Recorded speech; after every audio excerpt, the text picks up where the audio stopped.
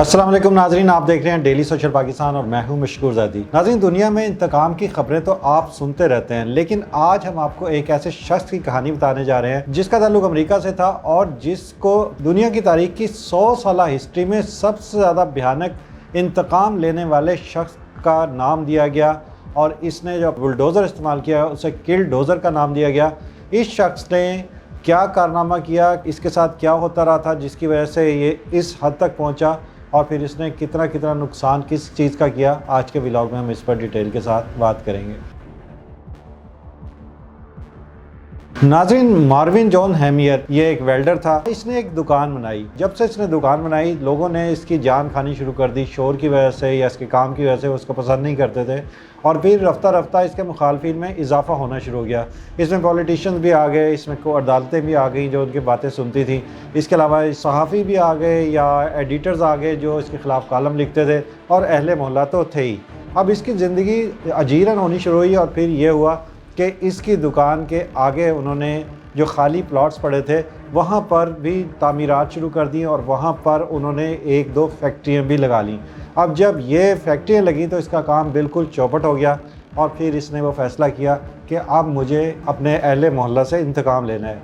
इसके लिए इसने तकरीबन 1 साल पूरे अपनी एक ऐसा गाड़ी तैयार की या ऐसा बुलडोज़र तैयार किया जिसके ऊपर इसने लोहे की प्लेटें लगाई, दूसरी लेयर में इसने फिर उसके ऊपर स्टील की और तीसरी लेयर में भी स्टील की प्लेटें लगाई ताकि जब ये हमला करे और जब बिल्डिंगें गिरानी शुरू करे तो इसकी अपनी गाड़ी को, इसके अपने बुलडोज़र को या इसके अपने किल डोज़र को कोई नुकसान ना पहुंचे। 4 जून 2004 को इसने जब अपना टारगेट पूरा कर लिया, अब इसे यकीन हो गया कि अब इसे रोकने वाला कोई नहीं है, तो फिर ये अपना बुलडोज़र लेकर तकरीबन दिन के 2 बजे अपने घर से निकला। सबसे पहले इसने चढ़ाई माउंटेन हिल पार्क में की। वहाँ पर एक फैक्ट्री थी जिसको इसने डिमोलिश किया। अब जब ये फैक्ट्री गिरनी शुरू हुई, पहले तो वो लोग जो उसके गार्ड्स वगैरह थे वो अपनी राइफल्स वगैरह लेकर आए। पहले तो इन्होंने इसको इशारे से, हाथ के इशारे से रोकने की कोशिश की, मगर जब उन्होंने देखा कि ये उसकी फैक्ट्री की तरफ बढ़ रहा है तो उन्होंने इसकी गाड़ी की तरफ फायर भी किए ताकि इसकी गाड़ी पंक्चर कर दी जाए, मगर इसके टायर भी बुलेट प्रूफ थे और फिर गाड़ी के ऊपर उन्होंने शीशे पे फायर किया तो इसका शीशा भी बुलेट प्रूफ था। अब वो सबके लिए परेशानी की बात थी, जिसके बाद उन्होंने फ़ौरन पुलिस को कॉल की, मगर जब तक पुलिस वहाँ आती उस वक्त तक ये उस बिल्डिंग को डिमोलिश कर चुका था। इसने वो पूरी फैक्ट्री उड़ा दी थी। उसके बाद इसने आगे बढ़ना शुरू किया। अब नेक्स्ट टारगेट इसने ग्रैंड बाई टाउन हॉल की तरफ मार्च शुरू किया। यहाँ पे बहुत सारे घर भी मौजूद थे। इसके अलावा यहाँ पर एक पब्लिक लाइब्रेरी थी जो बच्चों के लिए बनाई गई थी। अब इसने सबसे पहले इस पब्लिक लाइब्रेरी को गिराया, जिसके बाद इसने आगे बढ़ना शुरू किया। अब इसके रास्ते में कोई दरख्त आ रहा था, कोई ट्रैफिक के इशारे आ रहे थे, इसने उनकी कोई परवाह नहीं की। दूसरी तरफ पुलिस के उसके ऊपर गोलियां जारी थीं, मगर जब उन्होंने देखा कि अब गोलियों से काम नहीं चल रहा है और ये बढ़ता ही चला जा रहा है तो उन्हें ये ख़तरा महसूस हुआ कि ये तो इस तरह बहुत से घर और भी गिरा देगा। तो उन्होंने फिर फ़ैसला किया, जो कि आमतौर से पुलिस नहीं लेती, कि इसकी गाड़ी के अंदर ऊपर चढ़कर इसके अंदर एक ग्रेनेड डाल दिया जाए और अंदर धमाका हो। अब ये मरता है या जीता है वो उसकी किस्मत है, मगर इसके अलावा उनके पास कोई दूसरा चारा नहीं था, कोई दूसरी ऑप्शन नहीं थी। अब एक सार्जेंट उसके टैंक के ऊपर पीछे से गया, चढ़ा और उसने जब ग्रेनेड डालने की कोशिश की तो इसने उसको इतने अच्छे तरीके से सोफिस्टिकेटेड प्लान तैयार किया था कि जब उन्होंने उसके होल जो होते हैं जिसमें से वो फायरिंग कर रहा था, जब उन्होंने उसके अंदर डालने की कोशिश की तो वो भी चीज़ जो उन्होंने इस तरह बनाई गई थी कि कोई चीज़ बाहर से अंदर ना जा सके, अलबत्ता अंदर से अगर कोई चीज़ हो तो वो बाहर जा सकती थी।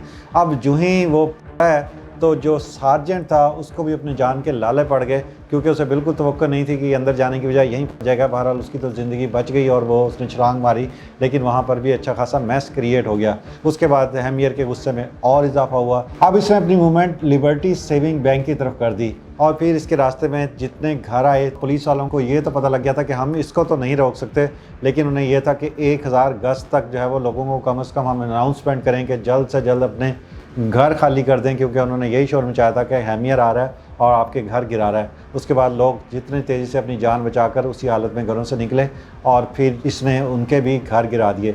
और 2 घंटे 17 मिनट के बाद फिर पुलिस को आर्मी की मदद लेनी पड़ी या उनकी जो रैपिड फोर्स उसकी मदद लेनी पड़ी और जिसके बाद अपाची हेलीकॉप्टर बुलाया गया। अपाची हेलीकॉप्टर जब आया तो उस दौरान तक ये तकरीबन 13 बिल्डिंगें गिरा चुका था, 50 करोड़ रुपए का नुकसान कर चुका था इसके अलावा जितना कुछ रास्ते में इसने डैमेज करना था वो कर लिया था, मगर चूँकि ये बिल्डिंगों के ऊपर से गुजर के जा रहा था, उसकी वजह से कहीं एक जगह ऐसा हुआ कि इसकी जो टैंकी थी ऑयल की, वो उसको कोई ईंट का कोई हिस्सा लगा या सीमेंट या उसको सरिया वगैरह कुछ चीज़ लगी, जिसकी वजह से उसकी टैंकी लीक होनी शुरू हो गई।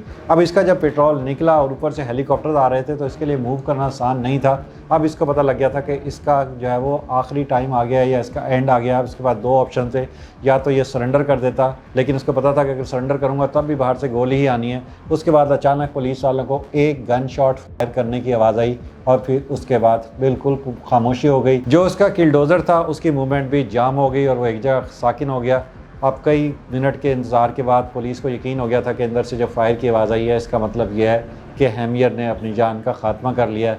बहरहाल कई घंटे इंतज़ार करने के बाद वो उसके किलडोज़र के पास गए और अंदर जाके जब फिर उन्होंने देखा तो वहाँ पर हैमियर की जो है वो बॉडी पड़ी हुई थी। जब बाद में उन्होंने हैमियर के घर का जायज़ा लिया जहाँ पे वो फैक्ट्री में काम करता था, तो उसके पास से उन्हें बहुत सी ऐसी दस्तावेज़ मिली जिसमें लिखा था कि 107 लोग उसके दुश्मन हैं, जिसमें मेयर का घर भी शामिल था जिसका घर इसने डिमोलिश किया।